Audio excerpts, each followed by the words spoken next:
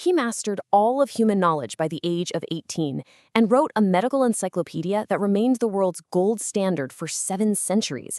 Welcome to this explainer, where we're going to dive into the extraordinary life of the man who defined the soul, categorized the cosmos, and practically invented the science of healing. Now, you might know him in the West as Avicenna, but his true name is Ibn Sina. To the Islamic Golden Age, he was simply known as the Preeminent Master. So let's unpack this monumental legacy and see exactly how one single mind bridged the massive gap between ancient philosophy and modern science. The sheer scale of his genius is honestly kind of staggering. I mean, think about it. By the time most of us are just trying to graduate high school, Ibn Sina had essentially completed his entire education. And he was an autodidact, meaning he was completely self-taught. He mastered logic, mathematics, physics, and metaphysics all while he was still a teenager. He famously said that after his 18th year, literally nothing new came to him. He just spent the rest of his life refining the immense database he had already built up in his head. Looking at this timeline right here, you can trace this incredible trajectory. Born around 980 CE in a village called Afshana near Bukhara, he was absolutely a child of a vibrant intellectual era. He goes from mastering all known sciences before the turn of the millennium to dropping his defining masterpiece, the Canon of Medicine, in 1025, before passing away in Hamadan in 1037.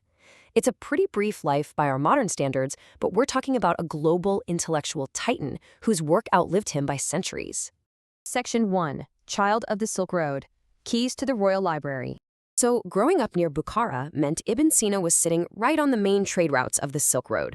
And it wasn't just spices and silks flowing through there, it was ideas. Now, his destiny shifted entirely when, as a very young man, he actually cured the ailing Samanid ruler of Bukhara. And his reward? It wasn't chests of gold or some high-ranking political title. No way. It was something infinitely more valuable to a young prodigy: the keys to the royal library.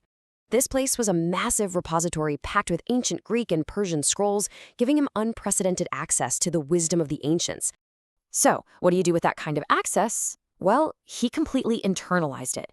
He didn't just read these scrolls, he synthesized this entire library of ancient wisdom. He took the sometimes conflicting ideas of Aristotle, Ptolemy, and Galen and reconstructed them into this brilliant, rational, self-consistent system.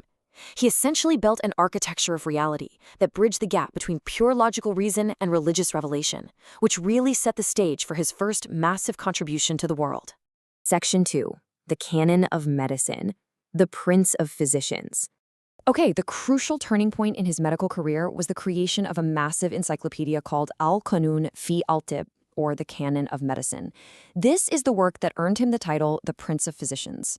Looking at this breakdown, you can see how he took the foundational teachings of Hippocrates and Galen, stripped away the old dogma, and combined them with his own rigorous clinical observations. He methodically categorized everything across 5 distinct books.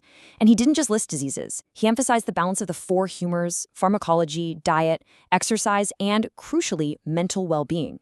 He explicitly argued that a patient's emotional state directly impacts their physical health.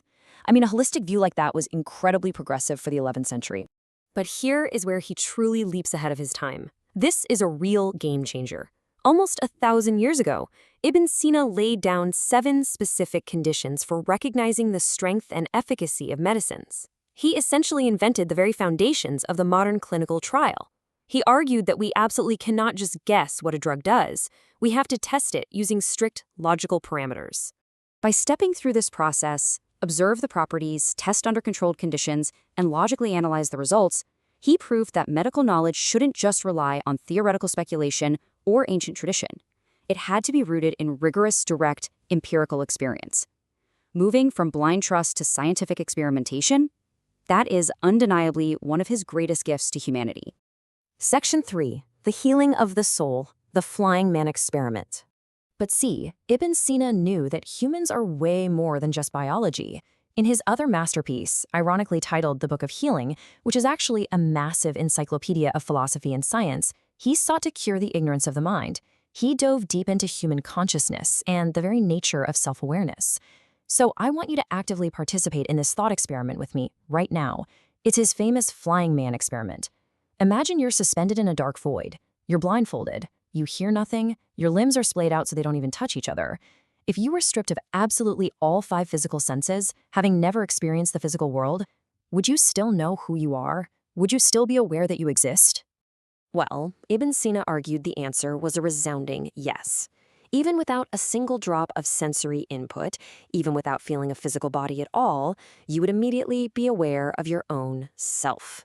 He used this brilliant scenario to prove that human self-awareness, or consciousness, does not require a physical form to exist. It's entirely independent. This comparison right here shows how he separated our corporeal shell from our true essence. In his framework, the physical body is merely accidental, like it's just an attachment, a vessel. But your self-awareness, your rational soul, is your quiddity. That's your essential independent core. It proves, logically, that the soul and the body are totally distinct entities. Section 4, the necessary existent, the uncaused cause. All right, let's pan outward from the human mind all the way up to the cosmos. Having defined the human soul, Ibn Sina tackled the origins of the universe itself, formulating his most influential philosophical concept. He introduced the wajib al-wujud, or the necessary existent. He was trying to formulate a purely logical, philosophical proof for God, completely distinct from religious scripture. He defined this as an entity that subsists entirely through itself, requires zero external cause to exist, and, quite simply, absolutely cannot not exist. Follow his logic here, because it's brilliant. Everything around us in the physical universe is contingent, meaning it relies on something else to exist. You exist because of your parents. A tree exists because of a seed.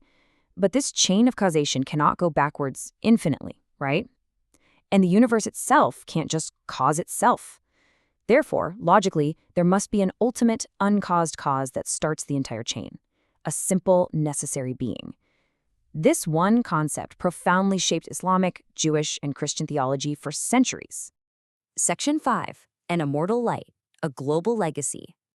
Ibn Sina's life was a total whirlwind of political upheaval, constant travel, writing, and treating patients.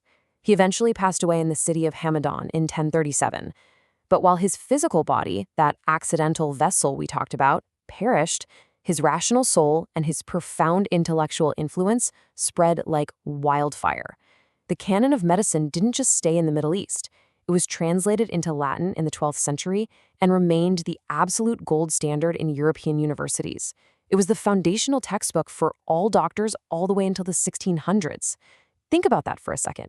A medical text that was the unquestioned authority for 600 or 700 years. And this matters immensely today.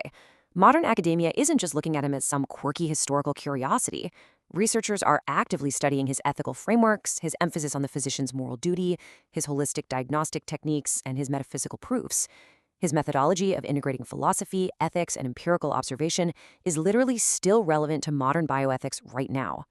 So I'll leave you with this thought to ponder as we wrap up this explainer on the preeminent master.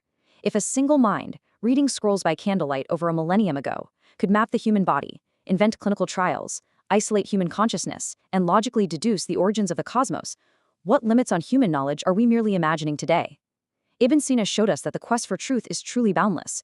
Keep questioning, keep learning, and thank you so much for joining me on this journey.